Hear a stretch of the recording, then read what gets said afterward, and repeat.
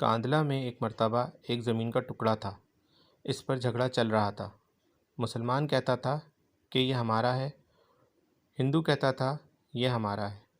چنانچہ یہ مقدمہ بن گیا، انگریز کی عدالت میں پہنچا۔ جب مقدمہ آگے بڑھا تو مسلمان نے اعلان کر دیا کہ یہ زمین کا ٹکڑا مجھے ملا تو میں مسجد بناؤں گا۔ ہندو نے جب یہ سنا تو اس نے ضد میں کہہ دیا کہ ٹکڑا اگر ہمیں ملا تو میں اس پر مندر بناؤں گا۔ اب بات دو انسانوں کی انفرادی تھی، لیکن اس میں رنگ اجتماعی بن گیا، حتیٰ کہ ادھر مسلمان جمع ہو گئے اور ادھر ہندو اکٹھے ہو گئے، اور مقدمہ ایک خاص نوعیت کا بن گیا۔ اب سارے شہر میں قتل و غارت ہو سکتی تھی، خون خرابہ ہو سکتا تھا، تو لوگ بھی بڑے حیران تھے کہ نتیجہ کیا نکلے گا۔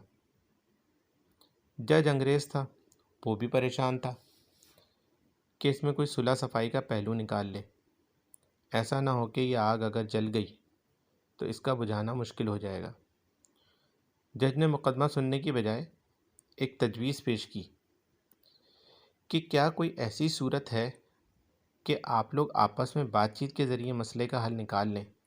تو ہندوؤں نے ایک تجویز پیش کی کہ ہم آپ کو ایک مسلمان کا نام تنہائی میں بتائیں گے، آپ اگلی پیشی پر ان کو بلا لیجئے اور ان سے پوچھ لیجئے، اگر وہ کہیں کہ مسلمانوں کی زمین ہے تو ان کو دے دیجئے، اور اگر وہ کہیں یہ مسلمانوں کی زمین نہیں ہندوؤں کی ہے تو ہمیں دے دیجئے۔ جب جج نے دونوں فریقوں سے یہ بات پوچھی تو دونوں فریق اس پر راضی ہو گئے۔ مسلمانوں کے دل میں یہ بات تھی کہ مسلمان ہوگا، جو بھی ہوا تو وہ مسجد بنانے کے لیے بات کرے گا۔ چنانچہ انگریز نے فیصلہ دے دیا اور چند دنوں کی تاریخ دے دی کہ اس دن آنا اور میں اس بوڑھے کو بھی بلوا لوں گا۔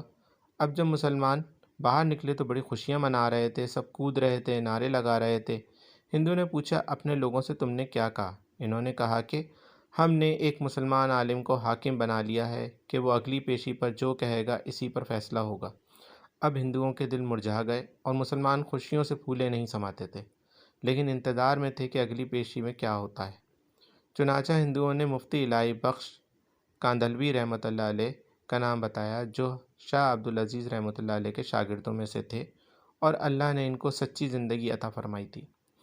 مسلمانوں نے دیکھا کہ مفتی صاحب تشریف لائے ہیں تو سوچنے لگے کہ مفتی صاحب تو مسجد کی ضرور بات کریں گے۔ چنانچہ جب انگریز جج نے پوچھا کہ بتائیے مفتی صاحب، یہ زمین کا ٹکڑا کس کی ملکیت ہے؟ ان کو چونکہ حقیقت حال کا پتہ تھا، انہوں نے جواب دیا کہ یہ زمین کا ٹکڑا تو ہندو کا ہے۔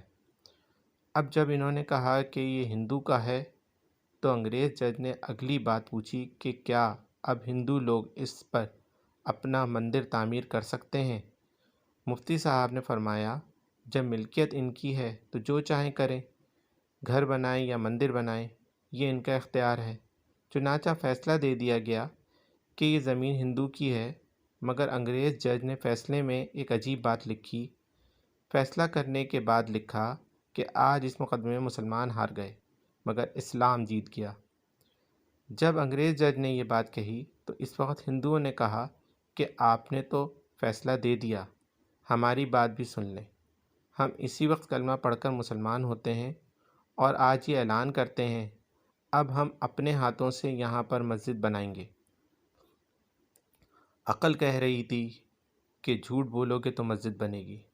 حضرت مفتی صاحب نے سچ بولا، سچ کا بول بالا ہوا، سچے پروردگار نے اس جگہ مسجد بنوا کر دکھلا دی۔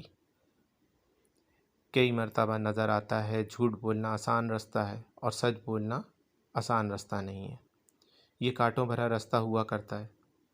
جھوٹے سے اللہ تعالیٰ نفرت کرتے ہیں، انسان نفرت کرتے ہیں، انسان اعتماد کھو بیٹھتا ہے۔ ایک جھوٹ کو نبھانے کے لیے کئی جھوٹ بولنے پڑتے ہیں، لہٰذا سچی زندگی کو آپ اختیار کیجئے، اس پر پروردگار آپ کی مدد فرمائے گا۔